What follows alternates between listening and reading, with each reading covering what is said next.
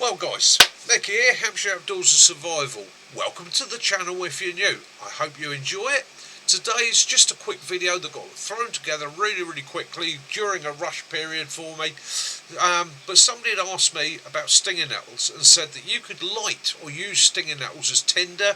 You could use them as bundle for starting fire, as green. So I gave it a try. I threw in my 5p worth, I gave it a go, and you know what? It's yeah, very interesting. Watch the video and find out. Anyhow, please like, subscribe, share, have a look at our other videos, and join us on a Sunday night at 2000 hours for our social Sunday chats. Other than that, guys, be safe, be good, please enjoy the video.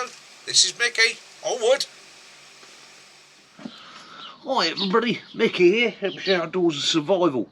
So what I'm going to do in this little video, I'm going to cover one of my favourite plants, which is the stinging nettle. Never call it the humble stinging nettle.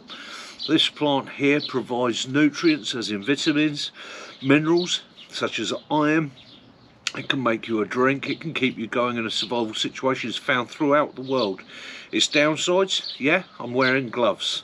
Just a light pair of latex gloves, because they sting.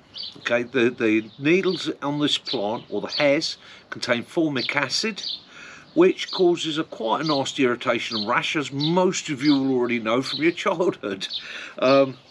Easiest way to handle these things, there are plenty of people, me included, that when I'm out and about I will handle them barehanded and very carefully pick off the leaves in an upward motion.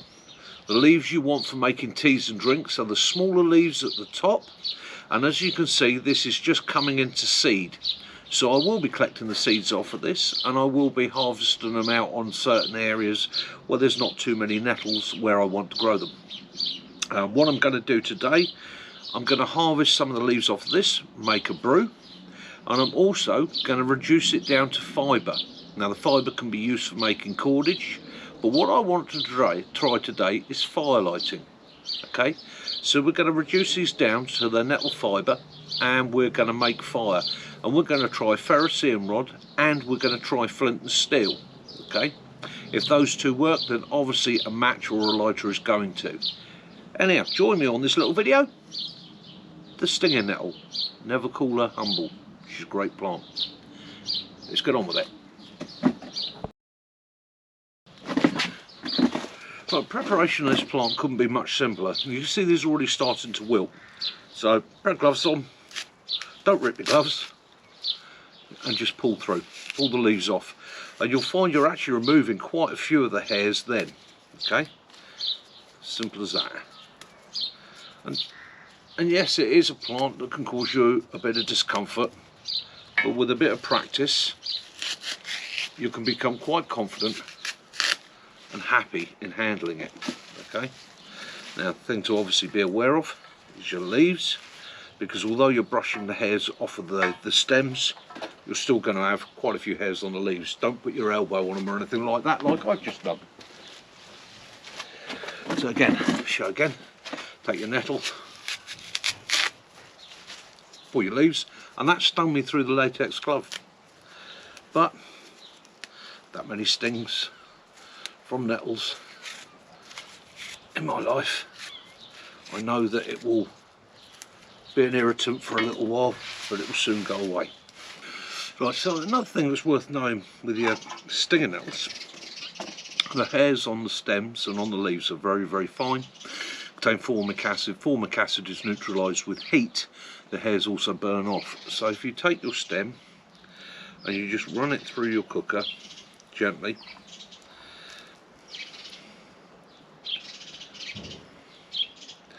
or over your fire, or even when you're boiling it, you can neutralise the formic acid in the hairs.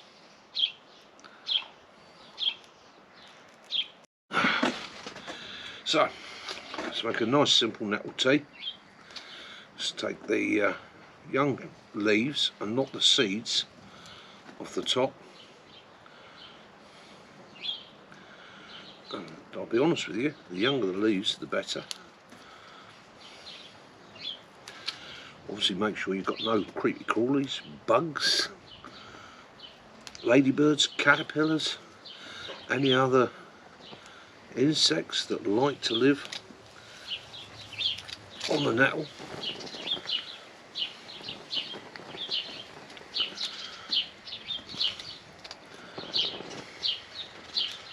And as you see, I'm taking the leaves, I'm plucking them off in an upward motion, and I promise you I'm not being stung. The only thing I've got to be careful of is obviously other parts of the nettle as I'm playing with the top coming round and zapping me on the forearms, which is what usually happens.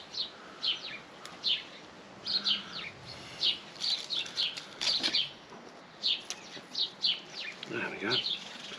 That'll make a nice nettle tea. Nice and refreshing. So we'll leave that on there. We'll let that come to temperature. We'll let that steep. Okay. Move that over to one side a little bit. Move my homemade stuffer in.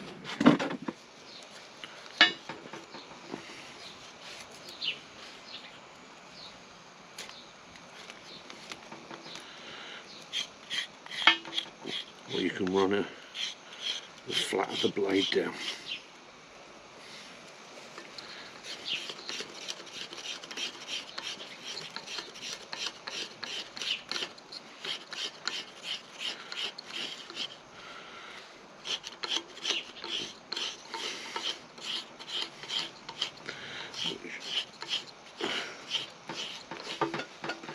Which is obviously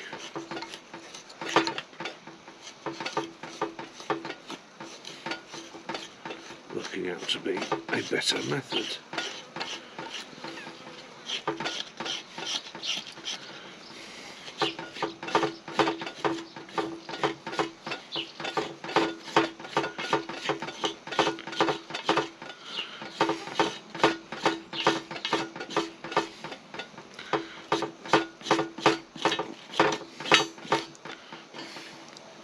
What I've got is a nice bunch of fibres on the end of that there. So what we'll do a couple more. I'm just going to run that through there.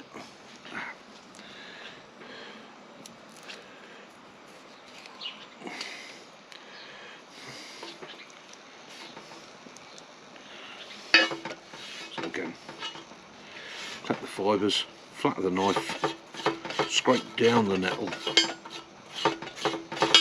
working your way down towards the end, ideally on a wooden block, not a metal block like I'm using here.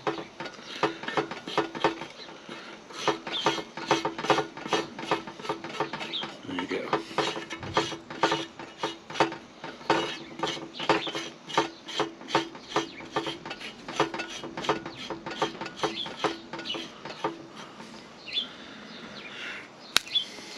Nice bunch of nettle scrapings there. Okay, basic fire lighting, very simple and basic fire lighting. Let's start off with the basic principle. So basic principle, for fire you need heat, fuel and oxygen. It forms a triangle. Without any one of those it goes out. You cool it down, it goes out. You starve it of oxygen, it goes out. You starve it of fuel, it goes out. So in your fire lighting kit you should always have some basics, and these basics start with the cigarette lighter, because if we take one of the best ignition sources you can find, a cotton wool ball, which is cotton, it's a natural fibre, it is very fluffy and so it's surrounded by oxygen. Okay, so you have fuel, you have oxygen, you apply heat in the form of a spark or a flame and away it goes. Okay, so that is one of my favoured fire lighting pieces of equipment. Now as you can see, the downside with that is obviously that cotton wool ball burns fairly quickly. You've got to get your tinder and your resources on there in time to create your fire. So again, it means building up your resources around you. Collect everything you need beforehand to make your fire. Don't light your cotton wool ball till you've got everything laid out in front of you. You're happy and sure that it's fine. You've got smallest enough material, it's dry enough, and so on and so on and so on. So from that you progress up. You want to make a better fire lighting system, be kept in a small bag or whatever you want. Cotton wool ball, but that cotton wool ball is smeared with a bit of Vaseline. Again, you fluff it out create the airspace in it, ignite it, put it down. Now, because it's petroleum spirit on there, has a candling effect. As the heat gets to the petroleum spirit, it starts to liquefy and then vapour, and it burns longer. It burns slightly slower, and it retains its heat. So it gives you more time to put your fuel sources on there, or your tinder on there, and to get it burning. So you have that little bit longer to build your fire. And as you can see, although it's reduced down to the ember, you can see a bit of liquid around the bottom. That's the petroleum jelly. That's liquefying, that's vaporising, and that's allowing it to burn even longer. So I'll let that burn out. Now, the only tip I will give you here is, if you're working with Vaseline coated balls, put it down and light it, because they have a nasty habit of sticking to your finger. And a little fireball of cotton wool soaked in Vaseline stuck to the end of the finger alight is really annoying. It can be quite upsetting at times. So I'm just going to let that burn out for a second or two, and as you see, it's still burning, it's still generating heat. Yeah, I could build a fire from that level with no problem at all. I could start with very small and fine materials, placing them on it, and increasing my flame on my ember. Okay, other things, I could use a little bit of fungus on there. In fact, we've lost the flame, so I can put a little bit of fungus on there.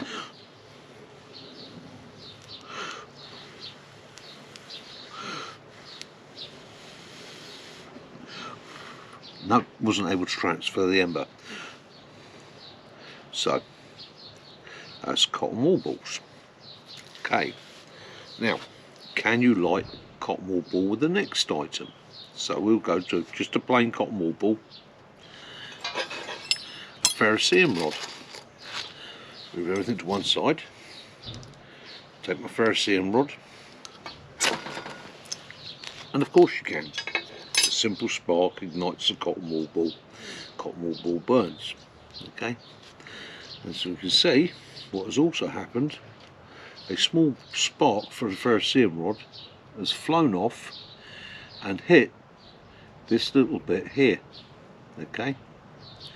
Now this is a piece of fungus. Okay. Which you could use as an ember.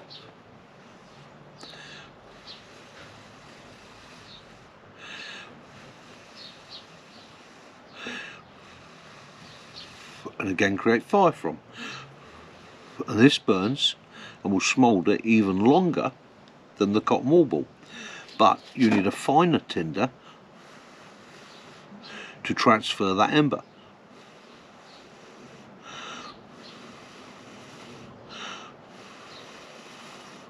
And that was just off a simple spark from my ferrocerium rod. Okay, it's very, very easily done. And most bracket funguses will react in this way if you store them. So you store them, you dry them late in the season, keep them. King Alfred cakes, very similar. They will take a spark readily off a flint and steel, off a ferrocerium rod, and they will smoulder quite happily like that. And that will become your basis for your fire. You could place that down, you could even take a larger piece, transfer the ember, make a bigger ember. Okay? As simple as. So that's a ferrocerium rod and a cigarette lighter. Okay, that. Now, let's move that out of the way. Move that out of the way. So, can you light a cotton wool ball using flint and steel? So, same thing again. We'll fluff out a cotton wool ball. We'll put our cotton wool ball on our flint. Take our steel.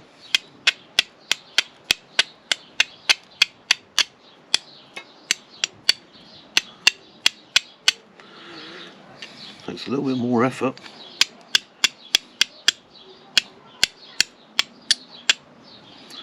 It's a bit more random, and it's quite difficult for me to do sitting over this steel plate with the camera in a position for you to see.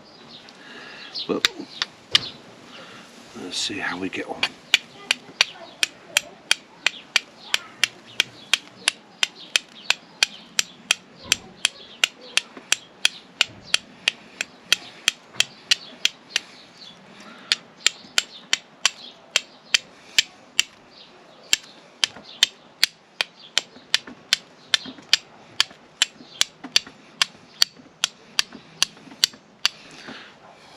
not so easy. Now I'm pretty sure with time and effort you could do it, but again this highlights. Now what you can do is go over to a piece of char cloth, and what you've done there is you created a piece of pure carbon, and that piece of pure carbon will take a spark quite readily.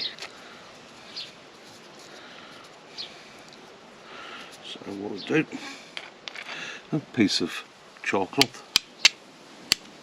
and flint, and as we see, because it's literally pure carbon, there's no other chemicals in there. Okay, it readily takes a flame. You could transfer that, or takes an ember. You could transfer that ember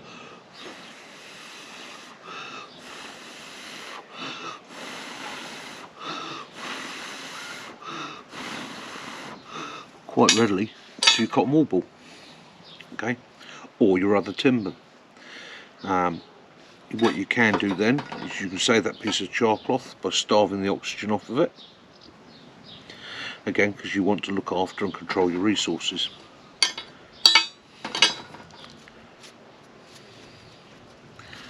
Don't ever put that in your char tin without making sure that it's out, okay? Otherwise what it'll do is it'll ignite everything in your char tin. Before you know it, you've got a brilliant hand warmer.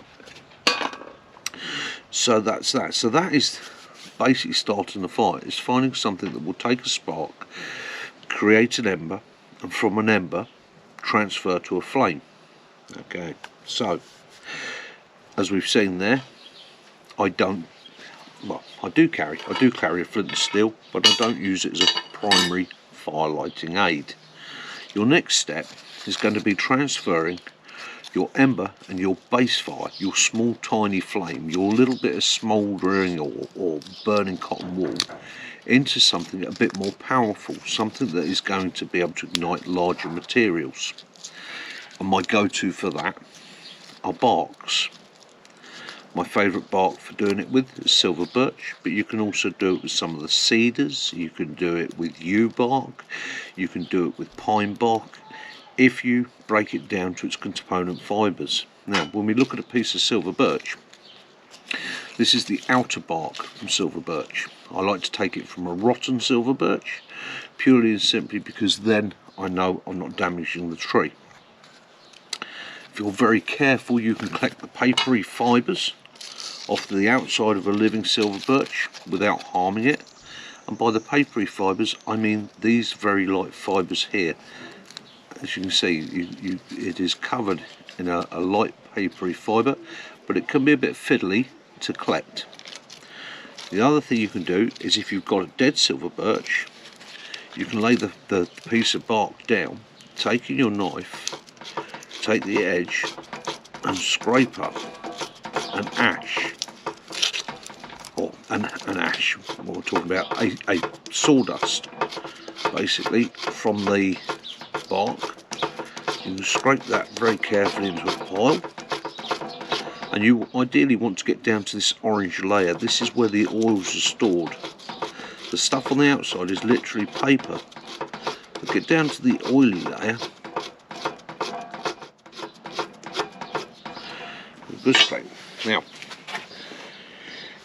I've been told you can light that with flint and steel, and it wouldn't surprise me if you could. However, the downside is it's very, very difficult, because what tends to happen, it blows away at the slightest excuse. But if I collect it into a little pile here, and I'm not going to go with flint and steel, I will go with a ferrocerium rod.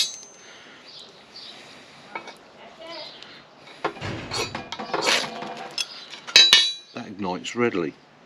Now that's just your sawdust. You can then take a piece of the bark, place that on, build it up, and build it up. And as you can see, that's perfect. That creates a generous amount of heat. It burns readily, it burns for a reasonable amount of time. Right? You can then start putting slightly larger and slightly larger pieces of silver birch on. and that silver birch will be the basis of your fire. Okay, and that's why the silver birch is a survivor tree. It grows in the northern hemisphere, all over the northern hemisphere. Okay, it's a fast growing tree, seen by some as a weed, but for anybody that's looking at survival world, it's a go-to tree. Don't pass one without actually looking to see if you can gather a resource off it. If you wanted to prolong the flame even further, a little bit of horseshoe fungus, okay, that's dried, or horseshoe fungus that's dried, can be put on there, and that will take a flame and readily prolong the flame. That'll burn even longer still. So again, if you've got very, very light damp twigs, you could combine those two and create quite a generous fire. And it's as simple as that.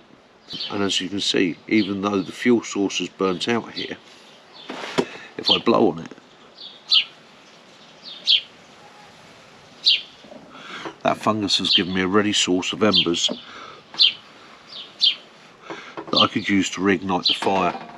And many people have used fungus for carrying embers from fireplace to fireplace over the centuries.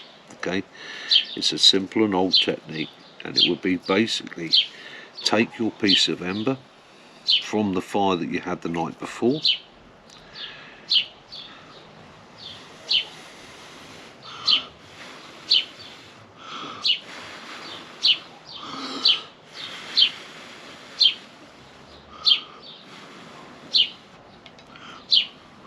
transfer it into a larger piece of fungus, and when that fungus was nearly burnt out, you transfer it again onto another piece, and then onto another piece, and you'd keep carrying that, and that means you're carrying that fire ember all day long everywhere you go.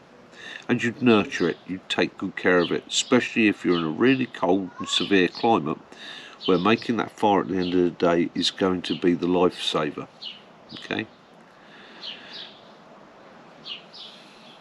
this can also be done with some tree roots. Right, I shall let that sit back there and smoulder.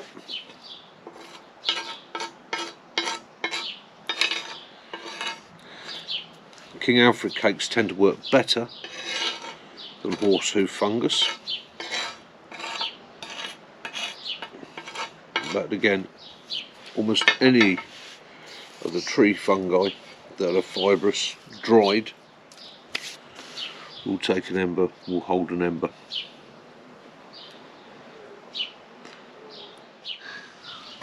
Right, so it's been only an hour, and it's our friend the stinging nettle. So let's have a look. Let's see what we can do with this. So that's been drying for an hour. That's the fibres that I collected earlier on. I'm just going to rub those in my hand to create an even finer bundle of fibres. Loosen them up.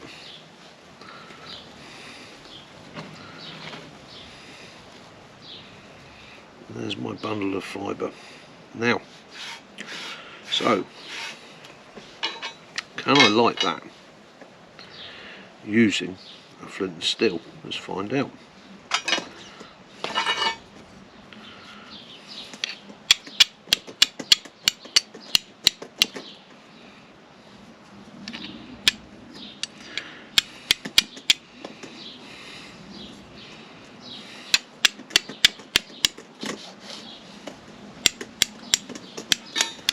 No, not easily, not as a fibre like that. Will it ignite?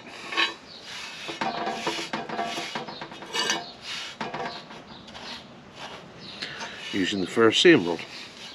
So what I'm going to do first of all, because in crushing it up I've created quite a bit of nettle dust, I'm going to place the nettle dust down here, and I'm going to try and light that with the ferrocerium rod. So, yep, we have an ember there. Woohoo.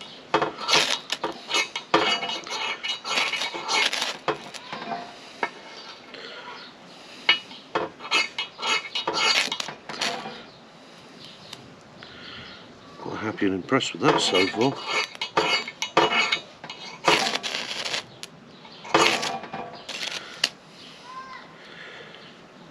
So nettle fibres that have only been drying an hour, they've been processed and drying for an hour, the dust will ignite and it will create an ember.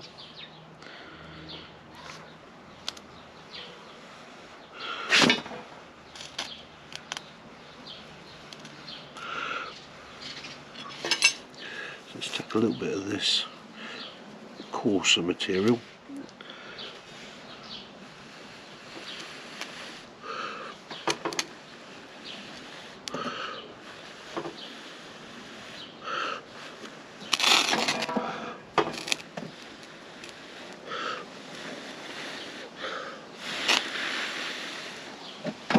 Smoking. Just make life easier on myself.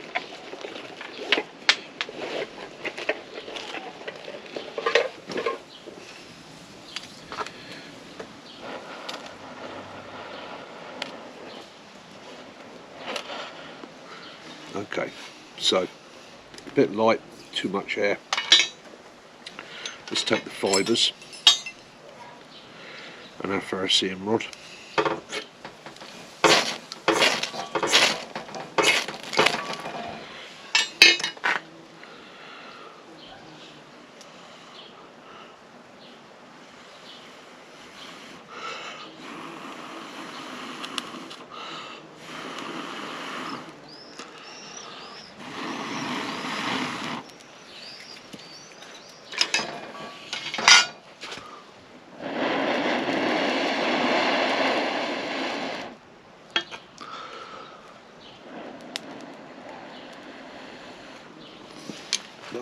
Wow.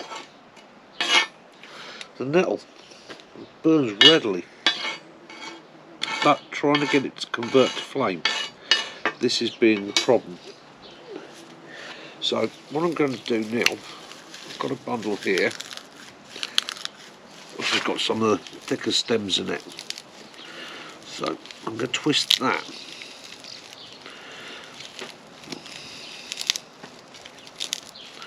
So what I'm trying to create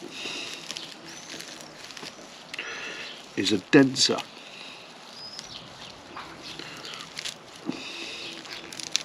thicker material with the fine scrapings on the outside, something a bit denser inside. And what we'll do, we'll see if we can get that to take a flame.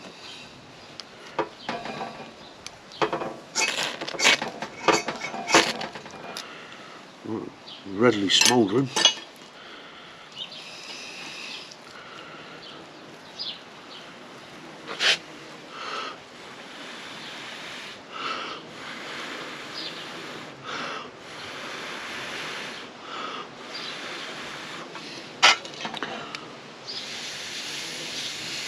No, blow it out.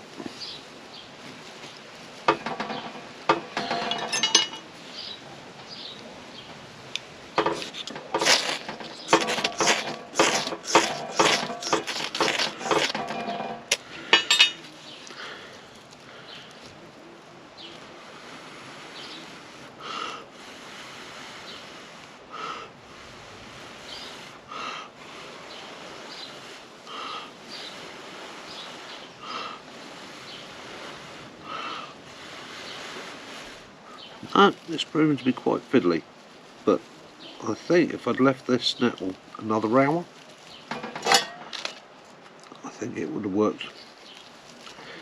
What we'll do, we'll keep persevering, as you would in a survival situation. We'll bundle a bit tighter. One of the problems I'm getting is the sparks from the ferrocerium rod are covering too larger area, so they're spreading out. Ideally, what I want to try and do is get a central core point where I can create the fire from, or generate the heat from.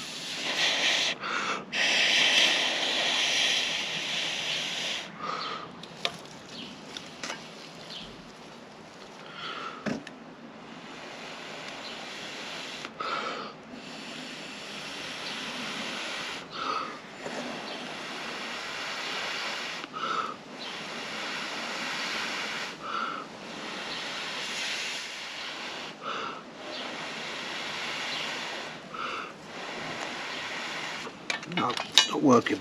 So, nettle fibres. The finer fibres are absolutely fantastic for taking a spark.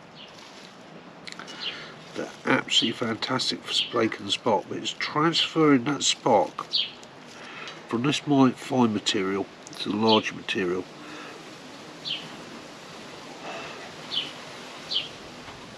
Is the problem. So, doesn't want to do it off a ferrocerium rod. Can we? We use a hotter core.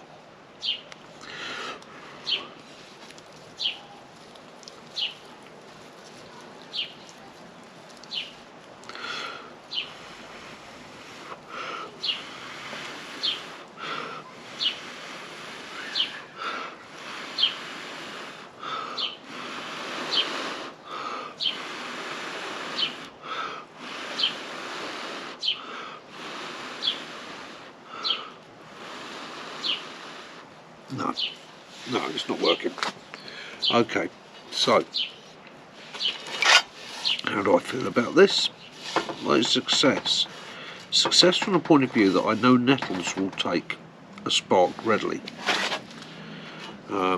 So if we go back to our other situation, was if I'm not using it as a tinder, i.e. or a spark catcher or an initial ignition, will it work given a little bit extra heat? Say a cigarette lighter. Can I now use that to build my fire?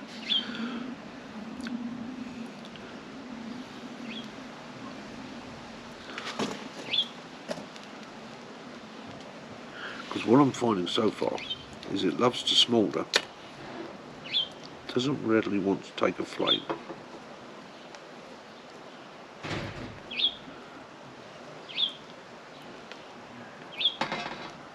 Oh, here we go. Yes. Yes. Come on, baby. No, it's still too green.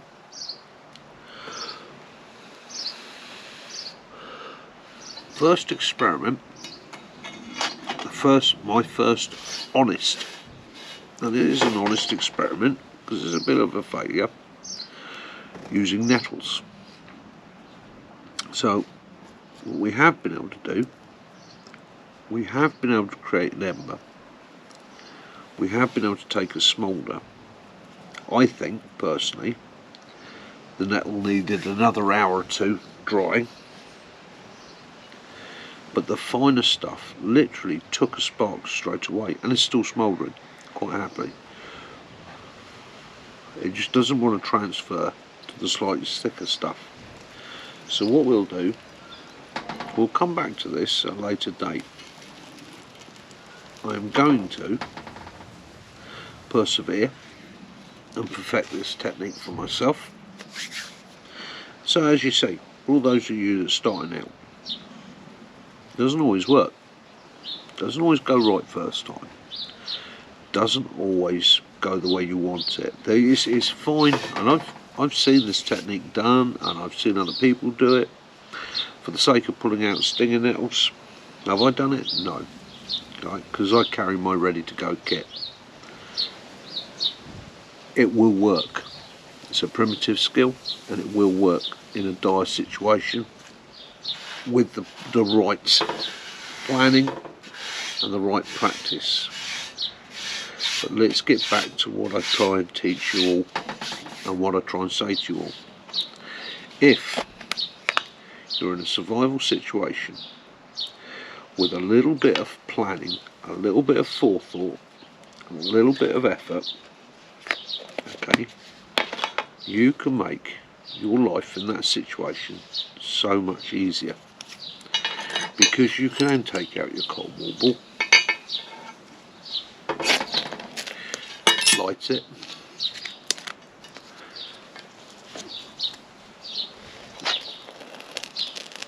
place your silver birch on it,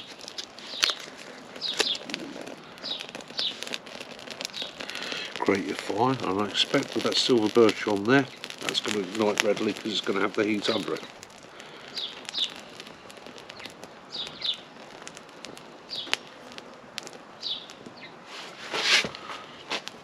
So you can make fire. And if you're going to put yourself, or you're going to practice survival skills, you've got to work out the difference between practical survival, and I mean that is being prepared for a situation, and bushcraft. Practice your bushcraft skills, perfect them, do like I have, experiment, try, see how it works, but always have your fallbacks. Always have those things that are guaranteed to work. Have those things that will save your life, because trying to fall back on your bushcraft skills in a genuine emergency, okay, is wasting time, wasting energy, wasting resources, and making it more likely you're not going to survive the situation. Having basics with you will improve your situation, improve your survivability, and make life a bit easier. I'm not saying that bushcraft skills aren't the ones to have. They are. They go hand in hand with being prepared and being a survival or survivalist. Okay, but go with what's easiest, go with what's most effective, and go what's most simple. Because in a sort of true survival situation, you're not playing. You are creating fire, making shelter, fighting hypothermia. Okay, and that's the difference. Anyhow, I'm waffling now.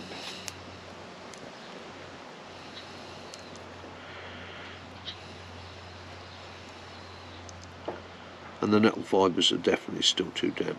I want to dry out a bit more.